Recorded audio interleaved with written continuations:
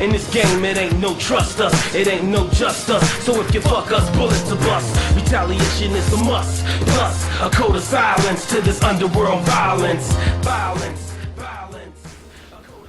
Hello, Mr. Smith. You shared your video with me. You sent me a link to it, and I watched it, and I wanted to respond, but I just had way too much to say in a text response. Now, I'm going away for the weekend, so I'm packing up and everything, but I did want to take a few minutes to respond to the video. Now, when you did your video, of course, this was pre-verdict, so we didn't know what was going to happen. Now the verdict's been out for nearly a week. So I wanted to give my thoughts on that. So I'm obviously disappointed with the verdict. I really thought it would be manslaughter. Very disappointed that it's not that, at least. But the silver lining here is that there was a trial. Now, they did not want to give a trial. They did not want any justice for Trayvon at all. So I'm glad that at least there's a trial. At least 6 people sat down and thought for 16 hours, as opposed to the police immediately dismissing it as clearly this killing was justified. No need to look further. So there is that small victory. You mentioned in your last video Rachel Jontel, as she's been kind of getting, I think, a bit mistreated. Now the reason for that is she speaks 3 languages and English is her 3rd. So I think people have been a bit abusive to her, calling her stupid, calling her retarded, all of this stuff, because she really struggles with English because it's a 3rd language. I'm certainly not bilingual, so it's hard for me to really appreciate that. So I just think she's been treated unfairly. Now, the other thing that she said that's been quite controversial is the whole cracker thing. Now, the word cracker comes from, it's shortened from whip cracker, and it means, it goes back to slavery, obviously, somebody who cracks the whip, somebody who's there to do you bodily harm. I certainly think that George Zimmerman was there to do Trayvon bodily harm. I don't, as a white person, I don't find that term offensive. I find it quite apt. That is exactly what he was intending to do. He was a creepy ass cracker. He was a creepy asshole who wanted to hurt this child. And he is a child. And yeah, he looks grown, and I know maybe he acts grown, but he can't vote. He can't drink legally. He can't buy cigarettes. He's a child in all the other senses, and I think there's been some unfairness to call him an adult to sort of justify the murder. Yeah, and I do consider it a murder, even though I think thought that manslaughter would be what it would be classified as. Something you mentioned is that Trayvon was a typical kid. He wasn't that much different than you or me. I totally agree. Now, he was suspended 3 times. I mean, he did have these pics of what I can only describe as mean mugging, and I apologize for saying that because I'm clearly the whitest person on the planet, but it's the best description. He was acting tough, and he smoked weed, and shock horror.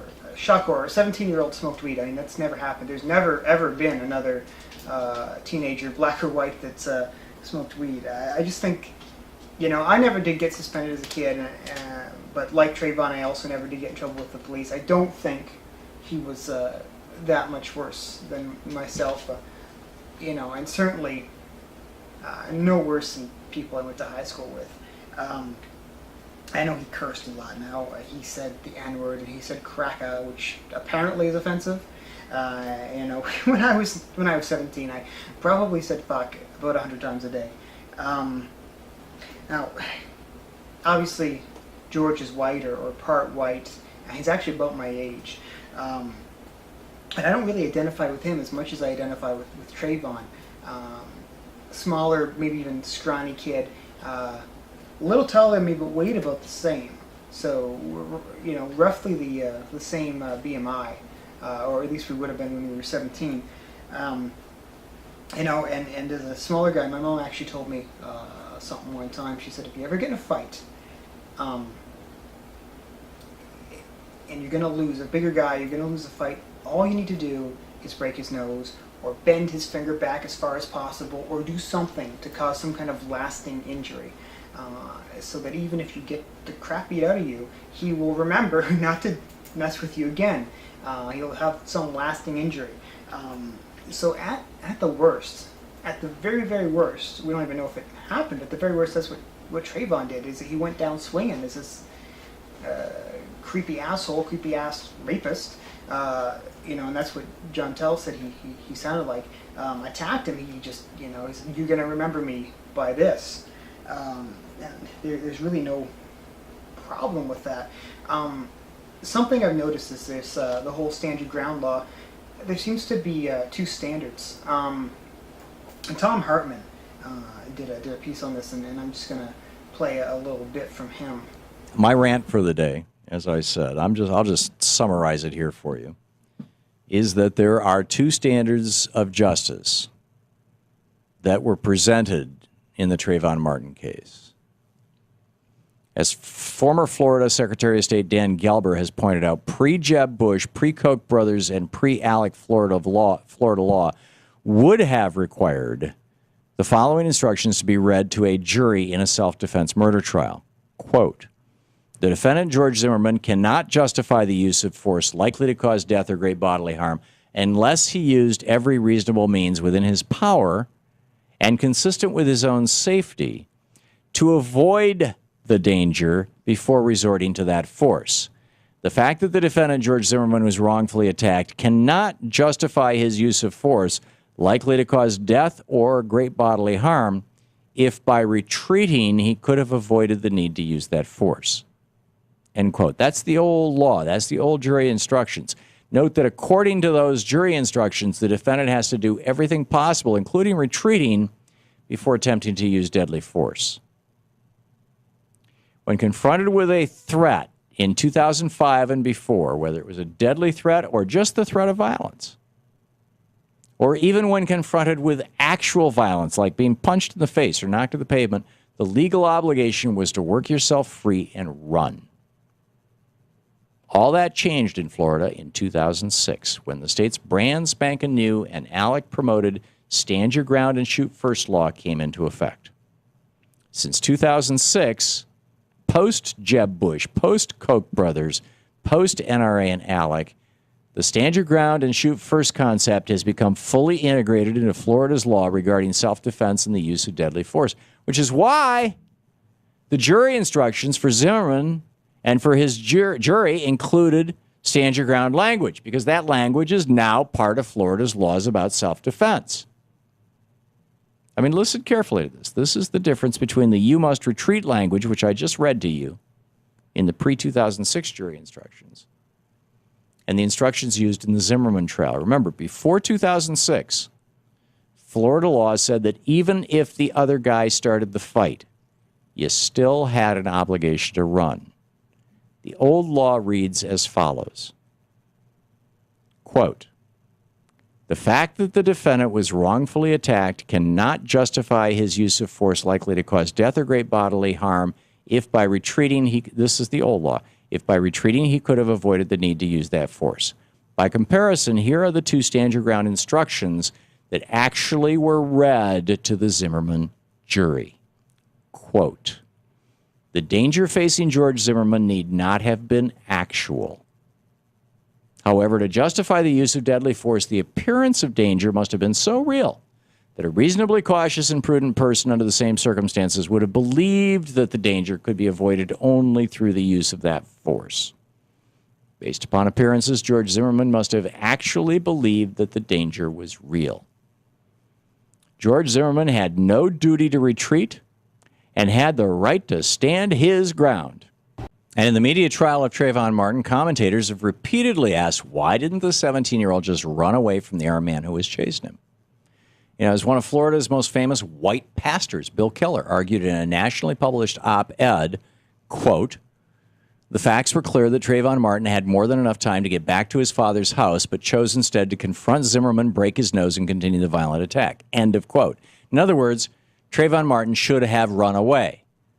So the question, Why was Trayvon Martin judged both in the trial and in the media on the basis of the pre-2006 Florida self-defense law that requires a person to do everything they can to avoid violence up to and including running away? And equally troubling, if that was the standard that Trayvon Martin was held to, why was George Zimmerman, who actually held the gun and fired the shot, held to a different standard and allowed to stand his ground and kill an unarmed teenager without penalty? Remember, nobody ever seriously suggested in the trial or in the media that Trayvon Martin had a right to stand his ground. Instead, everybody wanted to know why he didn't run. And remember that over and over again in the media, George Zimmerman's lawyers and Judge Nelson herself explicitly said that George Zimmerman had the legal right to stand his ground and use deadly force if he even felt threatened. While Trayvon should have run, Zimmerman didn't have to run. Remember the actual instructions that Judge Nelson read to the jury about the standard to which George Zimmerman should be judged? George Zimmerman had no duty to retreat and had the right to stand his ground and meet force with force, including deadly force. Why were George Zimmerman and Trayvon Martin judged by different standards? Inquiring minds want to know. So yeah, so that's Tom's video is quite long, so it's just a couple highlights, and certainly go watch the whole thing if you're interested.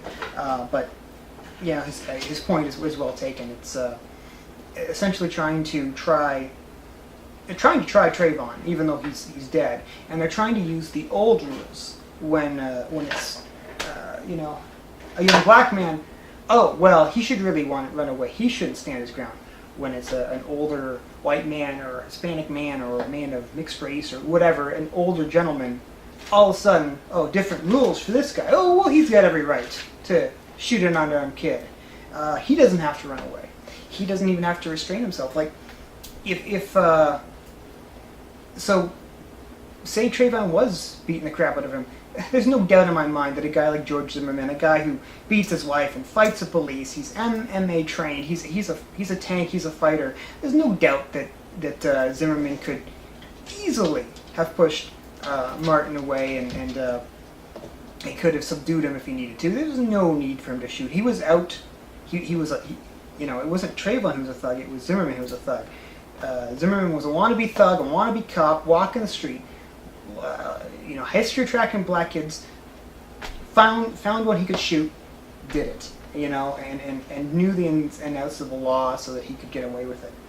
And as you pointed out, Trayvon, for all the press wants to say he's bad, and he has suspensions, and he smoked weed, and pictures of guns on his phone, and all this stuff, and look at the language he used. He never had a run-in with the cops. He was Zimmerman, who has a mugshot floating around.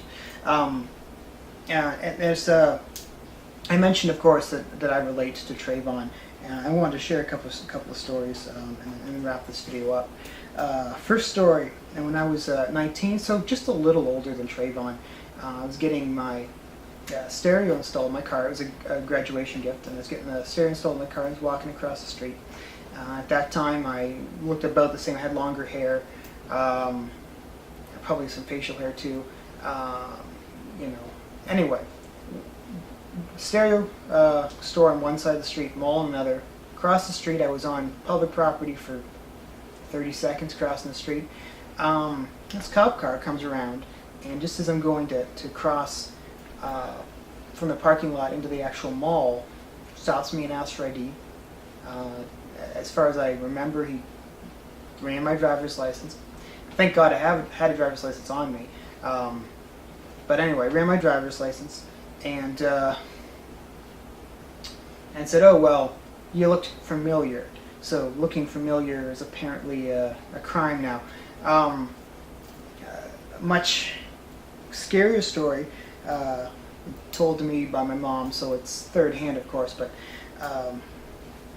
young white guy was at his aunt's, inside all night, came out, have a cigarette, standing outside with his aunt smoking a cigarette. Police burst in his backyard and arrest him for allegedly burglarizing, breaking into a car. And what this has to do with anything, I'll never know, but apparently they called him, I'm not going to say the word, but apparently they called him an N-word lover, all this stuff, and took him to jail. Now, the trial happened to be in front of a black judge, and she threw it out on the face of it without even knowing the whole N-word lover thing, but it just goes to show you how the police think. There's definitely racism there. It's definitely an issue. Now, I'm telling stories of myself and of another white person, but the point is I think that we can empathize a little bit with the way black people are treated. It's about multiplying it out, right? That thing that happened to me 10 years ago that I still remember very well probably happened to Trayvon, or would have happened to Trayvon all the time. So it's just multiplying out your worst day as kind of a typical day, and it's sad. It's heartbreaking, and my heart goes out to his parents. I know it's possible there could be a civil lawsuit, and they would get some money out of it. It seems kind of meaningless, but I mean, that's maybe the only thing they've got. The one thing about that, of course, is criminal, it's beyond a reasonable doubt. Civil is simply beyond balance of probability, right? And I think it's pretty clear that there was probably something going on with Zimmerman. There may be reasonable doubt. I didn't see it, but also I wasn't in the trial, and I wasn't in the jury room. But I can understand why they might come to reasonable doubt. But I don't think on balance you could say, Zimmerman acted correctly. He could have. Well, he should have let the police show up, and that was it. But yeah, at any rate, I just wanted to thank you for reaching out to me to show your video, and I wanted to send a video back. I'm going to a place where there's no internet, so I will probably not see comments right away, but please feel free to comment, and I'm looking for any feedback. Again, thanks for reaching out to me, and thanks for your video.